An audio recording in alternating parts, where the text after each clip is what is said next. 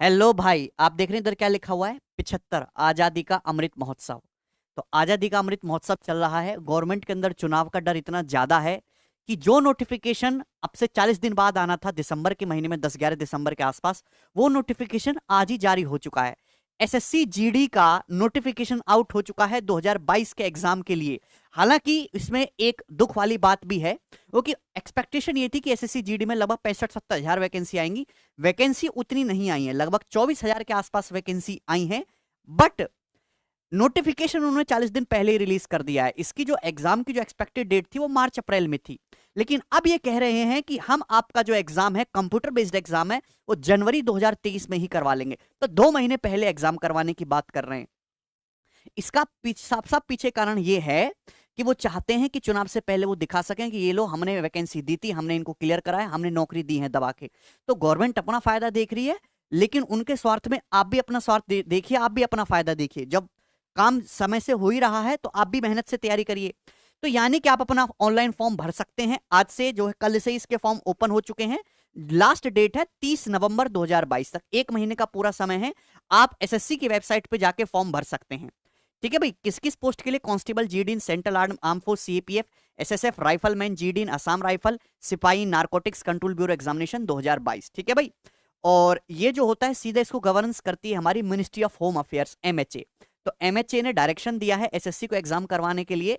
और इन सभी पोस्ट यहां पे लिखी हुई हैं बिल्कुल डिटेल में कि इन इन पोस्ट के लिए जो है ये एग्जाम करवाया जा रहा है जीडी का। ठीक है भाई। पहली बात है कि ये कंप्यूटर बेस्ड एग्जामिनेशन होगा। एक इसमें थोड़ा सा बदलाव ये आया है कि कुछ ही दिन पहले एसएससी सीजीएल का नोटिफिकेशन आया था, तो एसएससी सीजीएल के सिलेबस में तो कोई चेंज नहीं है, लेकिन एग्जाम पैटर्न में चेंज हमको देखने को मिला। सेम चीज यहां भी दोहराई गई है। यहां भी सिलेबस में कोई खास चेंज नहीं है, सिलेबस में चेंज नहीं हुआ है, लेकिन पैटर्न एसएससी जीडी का चेंज हो गया है। लेकिन कोई बहुत ज्यादा अनएक्सपेक्टेड चेंज हो ऐसा नहीं है। मैं आपको सब कुछ बताऊंगा ध्यान से। एप्लीकेशन केवल ऑनलाइन मोड में रिसीव करी जाएंगी। और ये जो एग्जाम है, ये इंग्लिश और हिंदी दोनों ही लैंग्वेज में होगा। मतलब जब आप एग्जाम देते समय चूज कर सकते हैं आप किस भाषा में अपना पेपर देना चाहते हैं। सबसे पहले तो आपका एग्जाम ही होगा, उसके बाद फिजिकल एफिशिएंसी टेस्ट पीईटी होगा, फिजिकल स्टैंडर्ड टेस्ट पीएसटी होगा, फिर डिटेल मेडिकल एग्जामिनेशन होगा, रिव्यू मेडिकल एग्जामिनेशन होगा। ये सारे ही प्रोसेस होंगे स्टेप बाय स्टेप, और आपको सारे ही क्लियर करने हैं। हालांकि इसमें एनसीसी कैंडिडेट को छूट मिलेगी, मैं आपको सारी चीजें बताऊंगा, देखिएगा। वैकेंसी की बात करें तो टोटल 24,205 वैकेंसी। इसमें साफ साफ लिखा हुआ, कैटेगरी वाइज भी लिखा हुआ है, मेल और फीमेल की अलग दिया हुआ है, उनकी रेस्पेक्टिव अलग अलग कैटेगरी में। तो आप इसको ध्यान से देख सकते हैं। ठीक है, मैं जनरल की जैसे मेल की बात करूं तो इसमें जनरल की मेल की 9,342 वैकेंसी दिखा रहा है। इसी हिसाब से फीमेल की 1,150 दिखा रहा है। मैं कोई बायस नहीं हूं कि मैं जनरल की बता रहा हूं तो मुझे बाकी से कोई चिढ़ है, ऐसा नहीं है। ठीक है भाई। और आप जैसे देख सकते हैं फीमेल में एससी की 429 वैकेंसी। तो मेल और फीमेल में अलग अलग कैटेगरी की वैकेंसी यहाँ पे दिखाई गई हैं। ये पीडीएफ में टेलीग्राम चैनल पे डलवा दूंगा, आप डिटेल में वहां से पढ़ सकते हैं अपने हिसाब से। ठीक है ना, डिस्क्रिप्शन में उसका लिंक होगा इस वीडियो के। ठीक, इसके बाद आगे चलते हैं। ये वैकेंसी टेंटेटिव है, साफ साफ लिखा हुआ है, फाइनल वैकेंसी नहीं है, वैकेंसी टेंटेटिव है। और अगर वैकेंसी बढ़ाई जाती है, जो कि बढ़ाई जाएंगी मेरे हिसाब से, तो कमीशन की वेबसाइट पे वो अपडेट होता रहेगा। यहां पे साफ साफ लिखा हुआ है। तो आप अभी निराश मत हो कि 24 वैकेंसी रहने वाले हैं, 30 तक तो ये क्रॉस कर ही सकती हैं। ठीक है भाई। यहां पे साफ साफ लिखा हुआ है कि इसमें जो भी कैंडिडेट होगा वो लायबल है इंडिया में कहीं भी सर्व करने के लिए। ठीक है, आपकी मर्जी के हिसाब से नहीं काम चलेगा। दूसरी बात दोस्तों, एज लिमिट। एज लिमिट का इन्होंने बोला है क्योंकि कोरोना की वजह से 2 साल तक पेपर नहीं हो पाया कोई भी सरकारी एग्जाम।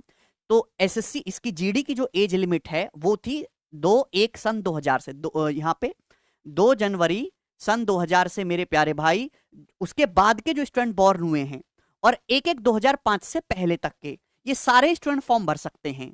ठीक है, 18 से 23 साल तक के स्टूडेंट। 23 साल कब काउंट कर रहे हैं? 18 से 23 साल का कोई भी स्टूडेंट ये फॉर्म भर सकता है, 1/1/2023 तक, जिसकी एज 18 से 23 के बीच में है ना। लेकिन उन्होंने क्या किया, 3 साल का अपर एज में रिलैक्सेशन दिया है। मतलब अब 2 जनवरी 1997 के बाद का कोई भी स्टूडेंट और 1 जनवरी 2005 से पहले का कोई भी स्टूडेंट ये फॉर्म भर सकता है। गवर्नमेंट बहुत ही दरिया दिल है, दरिया दिली दिखाई दे रही है। अपर एज में 3 साल का रिलैक्सेशन मिला है सभी स्टूडेंट के लिए, चाहे वो किसी भी कैटेगरी का हो। मतलब अब 2 जनवरी 1997 के बाद का और 1 जनवरी 2005 से पहले का कोई बॉर्न स्टूडेंट ये फॉर्म भर सकता है। लेकिन इस अपर एज लिमिट के बाद भी अलग अलग कैटेगरी में और भी रिलैक्सेशन मिला है। जैसे कि हमारे एससी एसटी के स्टूडेंट है, ये 3 साल का रिलैक्सेशन तो है ही, उसके बाद उनको 5 साल का रिलैक्सेशन और मिला है, मतलब 1997 से 5 साल पहले तक का बच्चा भी SC/ST के इस फॉर्म को भर सकता है। ठीक है, मतलब जो बच्चे लास्ट ईयर एग्जाम नहीं दे पा रहे थे SSC GD का, वो इस साल दे पाएंगे इस 3 साल का रिलैक्सेशन मिलने की वजह से। तो ये अच्छी बात है। ठीक है, यहां कुछ और भी इन्होंने केसेस दिखाए हैं। डेट ऑफ बर्थ जो है वो एग्जैक्ट मैच होनी चाहिए आपकी 10th और 12th की मार्कशीट में, इस पे साफ साफ लिखा हुआ है, अदरवाइज प्रॉब्लम क्रिएट कर देंगे ये लोग आपके। ठीक है, चलो ये यहाँ पे अलग अलग डिटेल यहाँ पे दी गई हैं, और पॉइंट नंबर 11 में सिलेबस के बारे में बताया गया है। ये एग्जाम सेंटर है, सेंटर ऑफ एग्जामिनेशन, पॉइंट 10 में कि ये एग्जाम सेंटर आपके बनाए जाएंगे, उन्होंने पहले से ही बता दिया है। अभी हर एग्जाम का पहले से ही बताने लग गए। हाँ, इस scheme of examination computer based exam होगा, इसमें एक ही एग्जाम होगा मेरे दोस्तों, पार्ट ABCD, वही सारा से वही है, रीजनिंग, फिर आपका जनरल नॉलेज, फिर एलिमेंट्री मैथमेटिक्स और इंग्लिश एंड हिंदी। देखिए एलिमेंट्री मैथमेटिक्स में आपका अर्थमेटिक का सारा सिलेबस है, इंक्लूडिंग नंबर सिस्टम, और इसमें ट्रिग्नोमेट्री, अलजेब्रा, ज्योमेट्री ये नहीं आता है, लेकिन मेंसुरेशन के 2D और 3D के क्वेश्चंस पूछे जाते हैं, लेकिन वो हाई लेवल क्वेश्चन नहीं होते, डायरेक्ट फॉर्मूला बेस्ड सवाल की, आपको रेडियस दे दी, सरफेस एरिया पूछ लिया, ठीक है ना, और अपर और नीचे की रेडियस हाइट वगैरह दे दी, आपसे वॉल्यूम पूछ लिया, डायरेक्ट फॉर्मूला बेस्ड सवाल होते हैं 2D 3D के, कोई कॉम्प्लिकेटेड क्वेश्चंस नहीं होते। तो एलिमेंट्री मैथमेटिक्स है, चेंज ये हुआ कि पहले पेपर होता था 90 मिनट का, 1.5 घंटे का पेपर होता था, 100 क्वेश्चन होते थे, अब इन्होंने समय कम कर दिया, अब समय है केवल 60 मिनट, लेकिन 60 मिनट में सवाल जो है 20-20 कुल मिला के 80 क्वेश्चन सब आपको सॉल्व करने हैं। तो पहले के कंपैरिजन में मैं देखूं तो टिपिकल किया गया थोड़ा सा, क्योंकि पहले 90 मिनट में आपको 100 करने थे, अब 60 मिनट में आपको 80 करने, तो आप ढीले पड़ के नहीं बैठ सकते थे, अब आपको स्पीड थोड़ी सी और बढ़ानी होगी अपनी 15-20% पेपर को टाइम लिमिट में पूरा करने के लिए। हर एक क्वेश्चन 2 मार्क्स का है, मतलब 20 क्वेश्चन 40-40 मार्क्स के होंगे, तो टोटल ये जो पेपर हो गया 160 मार्क्स का हो गया। नेगेटिव मार्किंग भी है इसमें, एक क्वेश्चन करेक्ट करने पर आपको 2 नंबर मिलेंगे, 0.14 की नेगेटिव मार्किंग है, एक क्वेश्चन रॉन्ग करने पर आपका 0.5 मार्क्स डिडक्ट होगा। नो अटेम्प्ट पे कोई मार्किंग नहीं होगी, ना पॉजिटिव ना नेगेटिव। ठीक है भाई, चलेगा। ये यहाँ पे एग्जाम इसमें साफ साफ लिखा हुआ है, क्वेश्चन जो होंगे कंप्यूटर बेस्ड एग्जामिनेशन में वो मैट्रिक्स लेवल के होंगे, मैट्रिकुलेशन लेवल के होंगे। ठीक है दोस्त, ये भी बोला गया है कि कंप्यूटर बेस्ड एग्जामिनेशन का जो है एक मॉक टेस्ट अपनी वेबसाइट पे कमीशन अवेलेबल करवाएगा कुछ दिनों के बाद। ठीक है, तो आप उस मॉक टेस्ट को दे सकते हैं। सिलेबस यहाँ पे डिटेल में बोला गया, सिलेबस वही है, इसमें कोई भी चेंज नहीं किया गया है, इंग्लिश, रीजनिंग, मैथ्स, जीके सबका सिलेबस है। यहाँ पे लिखा हुआ है मेंसुरेशन, अर्थमेटिक के सारे चैप्टर है, number system, time and work, average, interest, profit loss, discount, जो हम पढ़ाते हैं नॉर्मली वही सारी चीजें। इसके बाद आपका फिजिकल एफिशिएंसी टेस्ट होगा। ठीक है, फिजिकल एफिशिएंसी टेस्ट में इन्होंने बोला है मेल को 5 किलोमीटर की रेस करनी है 24 मिनट में, जबकि फीमेल को 1.6 किलोमीटर की रेस करनी है 8.5 मिनट में।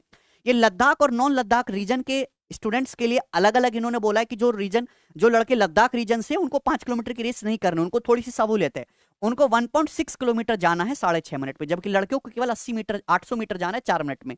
ये केवल लद्दाख रीजन के लिए, अदर देन लद्दाख रीजन के लिए नॉर्मल केस होगा। फिर आप पीईटी क्लियर करने के बाद आपका फिजिकल स्टैंडर्ड टेस्ट पीएसटी होगा, जिसमें आपकी हाइट, चेस्ट वगैरह नापते हैं। हाइट मेल की 170 सेंटीमीटर होनी चाहिए, 170। ऐसा कुछ नहीं है कि आपको जुगाड़बाजी करके आपकी हाइट 162 है तो आप जीडी में ये सिलेक्ट हो सकते हैं। फीमेल की 157 सेंटीमीटर होनी चाहिए। इसके अलावा रिलैक्सेशन भी मिला हुआ है ना, आप यहाँ पे देख सकते हैं कि जो शेड्यूल ट्राइब्स हैं एसटी, उनके लिए मेल में 162.5 चाहिए, फीमेल में 150। अलग अलग कैटेगरी का उन्होंने डिटेल में बताया गया। जो हमारे नॉर्थ ईस्ट के होते हैं उनके लिए अलग हाइट वगैरह बताइए, मेल फीमेल में रेस्पेक्टिव अलग अलग है, या पूरा पढ़ लीजिएगा। चेस्ट, अगर मैं चेस्ट की बात करूं तो बिना फुलाए आपकी जो है 80 सेंटीमीटर होनी चाहिए, अनएक्सपेंडेड। ठीक है ना, ऐसा नहीं आप फुला के बैठे हनुमान जी की तरह। 80 सेंटीमीटर आपकी चेस्ट होनी चाहिए, और मिनिमम एक्सपेंशन जो 5 सेंटीमीटर का अलाउड है, ऐसी बात नहीं है। इसमें भी अलग अलग जो है रीजन के लिए, क्योंकि भारत में विविधता बहुत सारी है ना, तो अलग अलग क्षेत्रफल के हिसाब से उसमें रिलैक्सेशन दिया हुआ है, या पूरा यहां पर डिटेल में पढ़ सकते हैं। ठीक है भाई, वेट जो है वो proportionate to height and age as per medical standard, ये एग्जैक्ट नहीं बोला गया है वेट के बारे में। इसके बाद आपका मेडिकल एग्जामिनेशन होगा, मेडिकल एग्जामिनेशन में सब कुछ ही टेस्ट करते हैं। ठीक, ओके, ये यहाँ पे डॉक्यूमेंट भी इन्होंने बोले हैं कि डॉक्यूमेंट जो जो ये मांगेंगे वहां पे सारा कुछ इसमें लिखा हुआ है। ठीक, इसके बाद और तो इसमें कोई खास चीज नहीं है।